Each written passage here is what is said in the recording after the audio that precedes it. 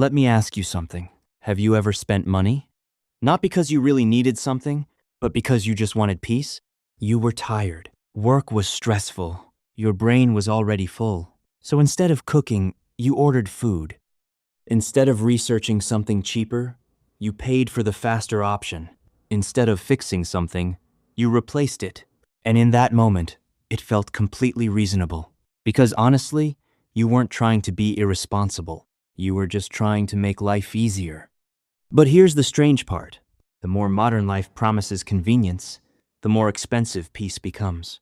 And slowly, almost invisibly, many people trade ownership, stability, and future wealth for short-term relief. Not because they're bad with money, but because they're exhausted. And once you notice this pattern, you start seeing it everywhere. Most financial advice makes a simple assumption. It assumes people overspend because they lack discipline. That if you just had more willpower, you'd cook more meals, cancel subscriptions, fix things instead of replacing them, spend less, save more. But after watching how people actually live, I realized something different. Most people don't spend money trying to look rich. They spend money trying to feel less overwhelmed. Think about the average weekday. You wake up early, commute, work 8, 9, sometimes 10 hours, deal with emails, deadlines, bills, family responsibilities. And by the time evening arrives, your brain is completely drained. Now imagine standing in your kitchen thinking, what should I cook tonight? You could plan meals, chop vegetables, cook something healthy, clean afterward, but ordering food takes 30 seconds. And suddenly $25 feels like a small price for mental peace. So you tap the button, and in that moment, you're not buying food, you're buying relief. The problem is, when millions of small relief purchases stack together, they quietly reshape your financial future. And over time, convenience spending begins replacing something much bigger: ownership. We are living in the most convenient time in human history. Think about it. Food arrives at your door. Groceries appear within an hour. Movies stream instantly. Cars can be summoned with an app. You don't need to own music. You don't need to own DVDs. You don't even need to own software anymore. Everything is available on demand. At first glance, this seems incredible. Life is smoother, faster, less stressful. But there's a hidden trade happening behind the scenes. Ownership used to be the default. Now renting convenience is the default. Instead of owning things outright, we now pay monthly access fees to use them. And while each individual cost feels small, together they create a quiet financial drain. Not dramatic, not obvious, just constant. Let's start with something simple: subscriptions. A lot of people today don't feel like they spend much money. But when you look closer, they're paying for dozens of things every month. Streaming services, music platforms, cloud storage, software, fitness apps, delivery memberships, premium versions of apps. None of these seem expensive individually. $8 here, $12 there, $15 somewhere else. But the psychology is powerful. Subscriptions hide spending by spreading it across time. You don't feel the pain of paying. You just feel the comfort of access. And because of that, people slowly move from owning things once to paying forever. Think about music. 20 years ago, you bought an album, maybe $15. You owned it forever. Today, many people pay $10 every month, year after year, for access. And again, this isn't necessarily bad, but multiplied across dozens of services, it becomes something else. A permanent financial drip, not painful enough to stop, but constant enough to matter. Here's another pattern. People increasingly pay money to avoid minor inconveniences. Not big problems, small ones.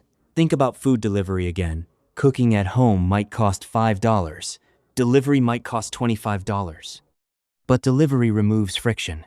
No grocery shopping, no cooking, no cleaning, no planning. So the brain calculates something simple. Less effort equals worth it. The same thing happens with transportation. Ride sharing instead of public transit. Same thing with shopping. next day delivery instead of waiting. Same thing with digital services, paying for speed, paying for upgrades, paying to skip lines.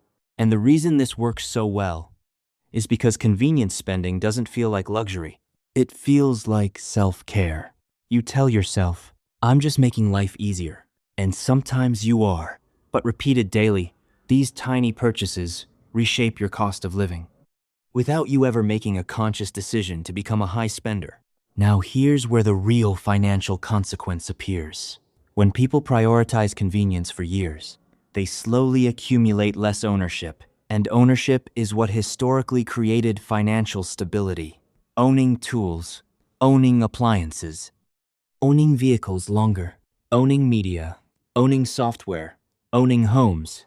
Ownership usually requires effort up front, research, maintenance, learning, patience. But once you own something, the cost stops. Convenience services flip this model. You avoid effort today, but you keep paying indefinitely. And this creates something I call the ownership gap. Two people might earn the same income, but one gradually builds assets, the other gradually builds subscriptions.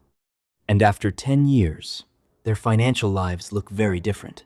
Not because one was smarter, but because one traded more money for short-term ease. Why this is happening? Now, to be fair, this trend isn't just about personal decisions. It's also about how the modern economy is designed. Companies have realized something powerful. People value mental relief more than almost anything. So many products today aren't really selling the product itself. They're selling simplicity. Meal kits promise fewer decisions. Subscription services promise fewer errands. Apps promise fewer steps. Technology promises fewer hassles. In other words, the entire economy is increasingly built around reducing friction. And when you're tired, that's incredibly appealing. Because the brain loves shortcuts. But financial stability rarely comes from shortcuts.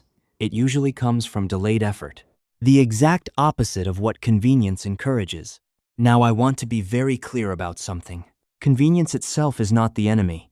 In fact, sometimes spending money to simplify your life is incredibly valuable. If something saves you hours every week, that might be a great trade.